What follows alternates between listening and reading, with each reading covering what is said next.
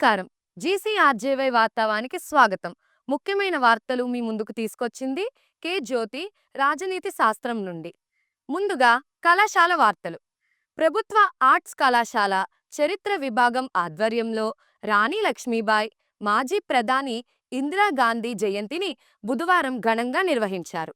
ఈ నెల 21, 22 తేదీలలో ఆర్ట్స్ కళాశాల కెమిస్ట్రీ విభాగం ఆధ్వర్యంలో జీవనాధార పర్యావరణం కోసం ప్రతిఘటనాత్మక ఆవిష్కరణలు అనే అంశంపై జాతీయ సదస్సు నిర్వహిస్తున్నట్లు ప్రిన్సిపల్ డాక్టర్ రామచంద్రారావు గారు తెలిపారు. దీనికి సంబంధించిన పోస్టర్ను బుధవారం కళాశాలలో ఆవిష్కరించారు.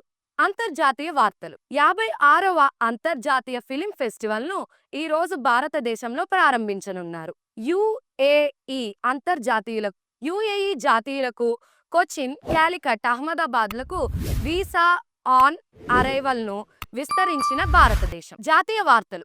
వాయు కాలుష్యం దృష్ట్యా శారీరక క్రీడా పోటీలను వాయిదా వేయాలని ఢిల్లీ అండ్ ఎన్సీఆర్ రాష్ట్ర ప్రభుత్వాలకు కేంద్రం లేఖ రాసింది. సహకార సంస్థలు మరియు రైతులకు శక్తివంతం చేయడంలో ఎన్సీడీసీ పాత్రలను కేంద్ర మంత్రి అమిత్ షా హైలైట్ చేశారు. రాష్ట్ర వార్తలు. ఆంధ్రప్రదేశ్ను కరువు రహిత రాష్ట్రంగా మారుస్తామని ముఖ్యమంత్రి శ్రీ నారా చంద్రబాబు నాయుడు గారు పేర్కొన్నారు. ఆంధ్రప్రదేశ్లో వసతి గృహాలు మరియు గురుకులాల్లో ఆర్ఓ ప్లాంట్లు ఏర్పాటుకు 20.29 కోట్ల రూపాయలను మంజూరు చేసినట్లు బీసీ సంక్షేమ శాఖ మంత్రి ఎస్ సవిత తెలిపారు. విద్యా వార్తలు. బోర్డు పరీక్షల షెడ్యూల్ అప్డేట్. సిబిఎస్ఈ మరియు ఐసిఎస్ఈ బోర్డు పరీక్షలు టైం టేబుల్ నవీకరణ దశలో ఉన్నాయి.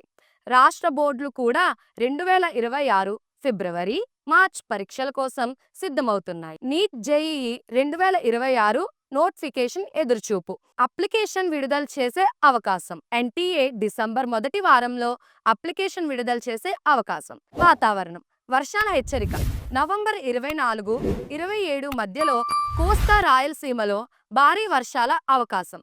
మరో అల్పపీడనం ఏర్పడిందని వాతావరణ శాఖ హెచ్చరిక జారీ చేసింది.